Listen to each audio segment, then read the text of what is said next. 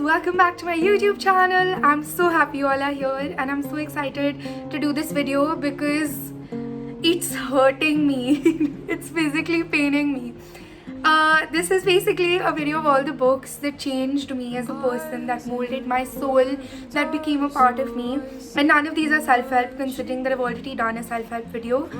But I'm so happy because all of these books are on my top 50 books that I've read, and there's so many more, but for the sake of it being YouTube, I'm gonna do a few of them. And I'm so excited for this video because I am a straight up bookworm. Like, there is no going back from that. I read in the dark with the torch of my phone if I have to.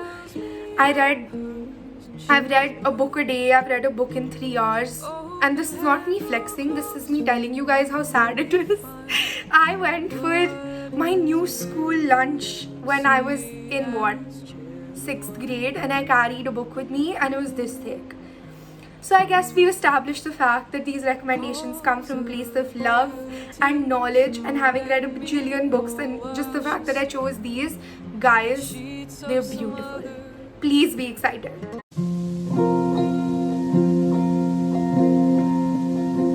If I wouldn't have started this with Circe, it would have broken my heart. So, look at it. It's so beautiful. Madeline Miller is a goddess. I have nothing else to say. She's written 2 books. She's a professor. And both of those books, this and the second book, The Song of Achilles, are so well written. And more than anything, I feel like they're a stepping stone into Greek mythology. So as someone who's been a Greek mythology nerd since they were 8 years old, this is like heaven for me. But that's why I love it so much, because even if you're not into Greek mythology, it's so easy for you to follow and to get delved and sucked into the world. Welcome, you're a part of us now. This is a cult. And to get you sucked into both of them, I'm going to read the first line from both of them. And the first line from Circe goes, "When I was born, the name for what I was did not exist." How can you not read it? And Song of Achilles. Not gonna spoil it for you, but please keep a box of tissues, just because I love you and I don't want you to cry without tissues. First line. "My father was a king and the son of kings."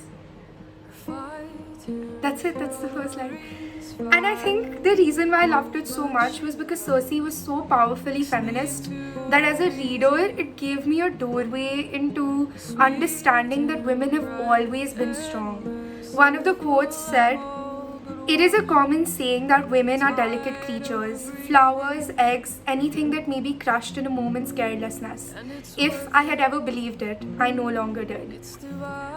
Just her writing, guys. I can fangirl about this for hours, but we have to move on because I have a huge list of books to go through. Quote from Song of Achilles goes, "When he died, all things soft and beautiful and bright would be buried with him." Moving on, Preventing Heartbreak. So, Fairy Dreams is the first book I ever read, the first novel at least, and I still remember it and I still own it because I think not only did it get me into reading, it's such a powerful book to be written for 8 to 10-year-olds. I still reread it. Like, I reread it in quarantine. It basically follows the story of a girl who is 10, 11 years old, 8 years old actually, and her grandmother is one of the closest people in her life, and she believes in fairies, but her mom doesn't, and her mom gets very defensive about it.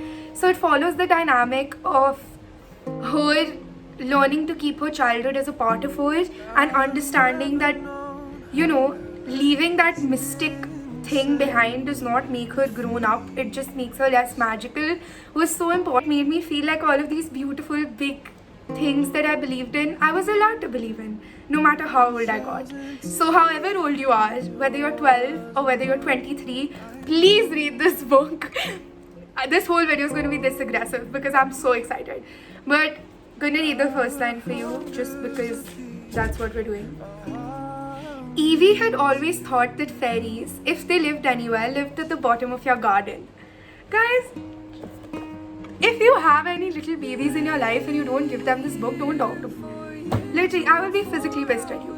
Okay, so the third book or fourth technically. Madeline Miller is a queen. So fourth book is I'll Give You the Sun. This book is, I literally cannot even tell you anything. It basically follows the story of twins, one's Noah and one's Jude, and it talks about how their family dynamics change over time, how they grow into teenagers, how they find love and go through heartbreak and family drama. And I think what I loved most about this book is that it is not just a teen love story.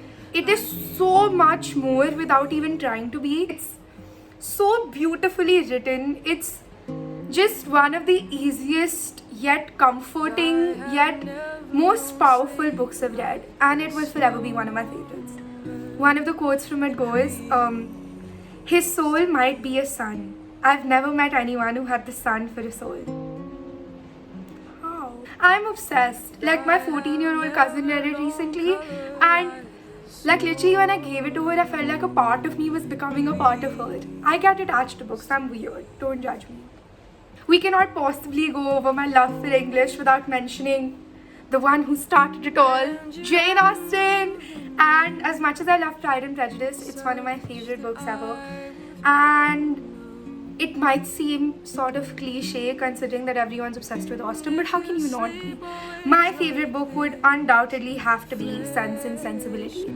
It follows the story mainly of two sisters and how they navigate life through poverty and love and grief. And for me, it was so much more powerful than Pride and Prejudice for the sole reason that I related to it on another tangent.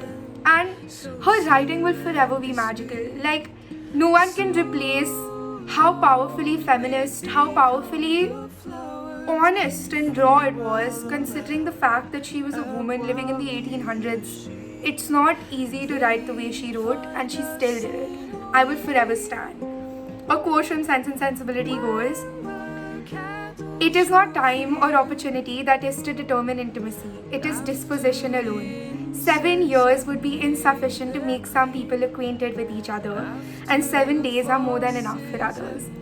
Again, I love it because it's not just because it's a love story, which it is, a beautiful one, but also because it's so much more than that.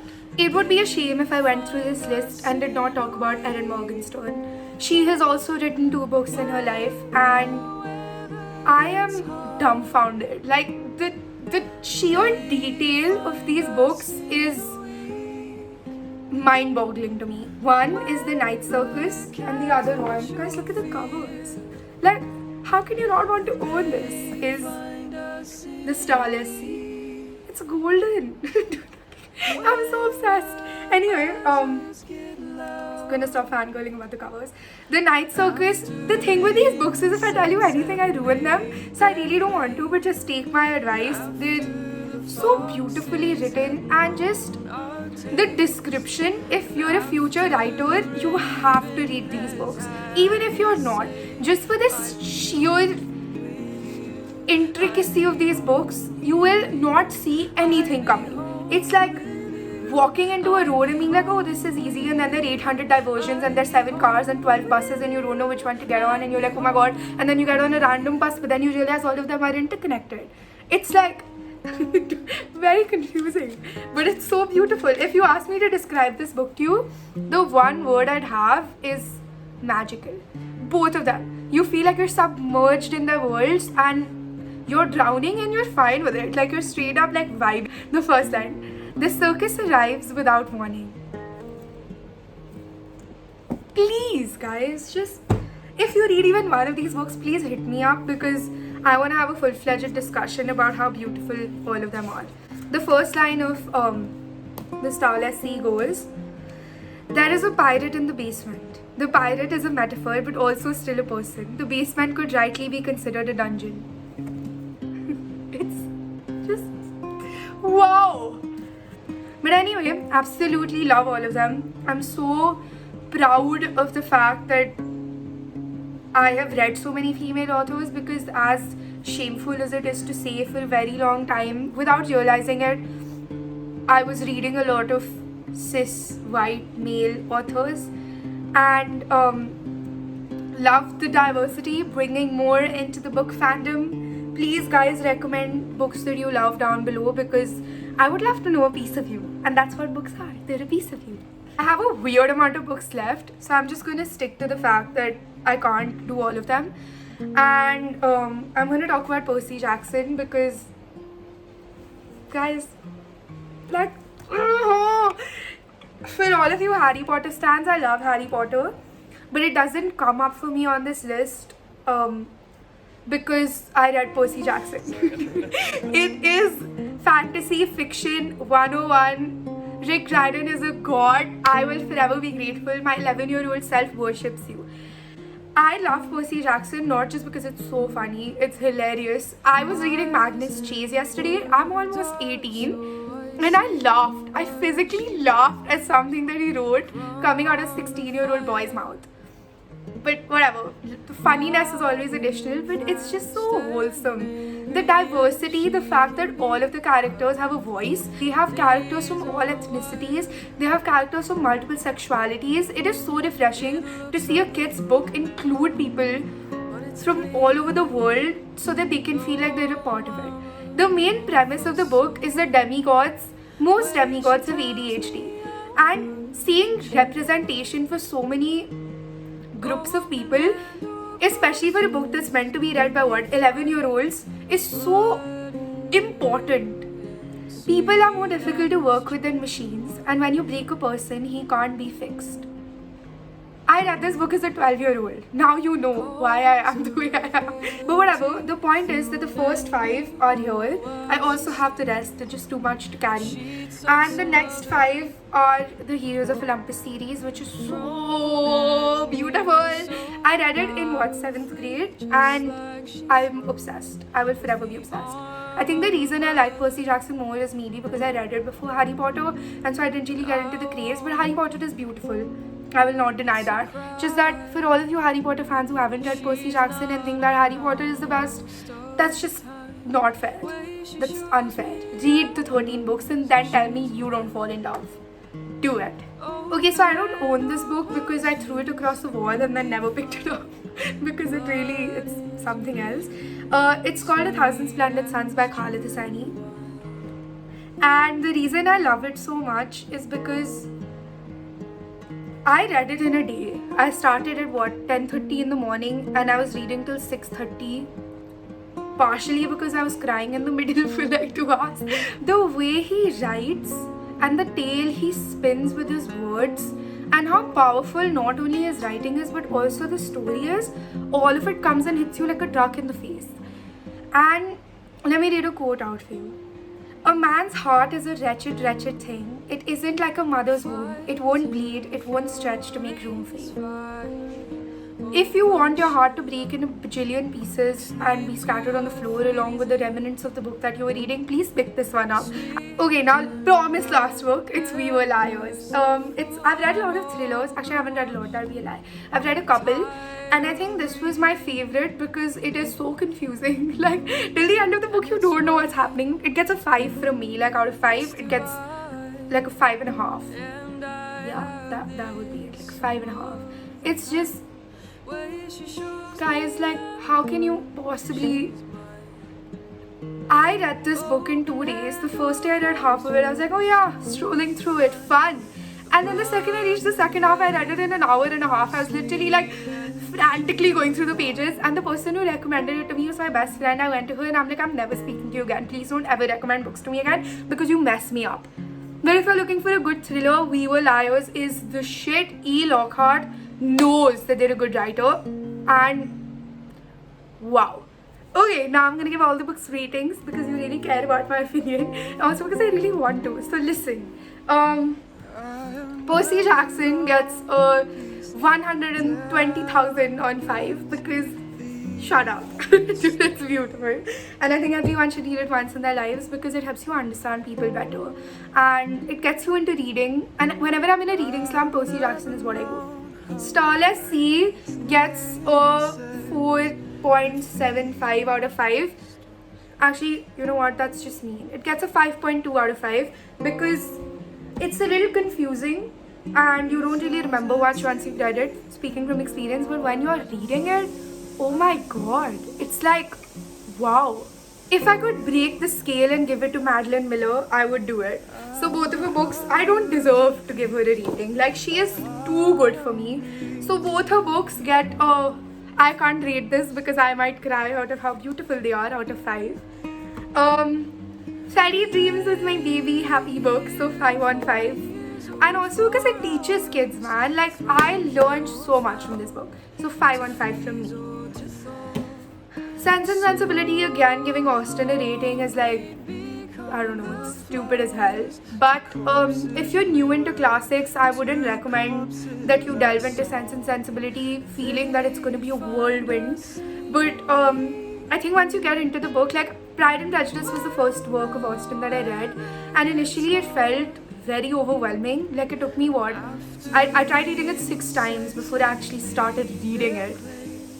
And I absolutely fell in love with her work. So give it some time. Again, guys, I can't read these authors. Why did I decide to do this? Night Circus, beautiful. My only issue with it is that it gets a little slow in the middle because the description is so much. So I'll give it like a 4.5 out of 5. None of these are gonna get a bad rating, man. They changed me. I'll give you The Sun. Again, it's a little annoying in the beginning because it's slow. So I'll give it a 4 out of 5. I can't believe it got the lowest rating. I'm upset. Okay, We Were Liars, 7 out of 5. Just wow, it's gonna mess you up so badly. I can't wait. Khaled Hosseini is my god. He is the writer I want to be, so I will not rate 1,000 Splendid Suns, because if you read it and I give it a rating any less than 43,000 on 5, you will come to my YouTube channel and shoot me. So that was it. That was all the books that changed my soul and gave me a huge part of myself. And I hope that you end up reading some of these and that we can talk about it. And tell me if you've read any down in the comment section below. Tell me what your favorite book is, the book that changed you. And yeah, I can't wait to keep creating. I'm so happy I'm here. I'm so happy you guys are here. Sending loads of love. Like, share, subscribe, comment. And thank you for all the love. Do all the pizzazz. See you in the next video.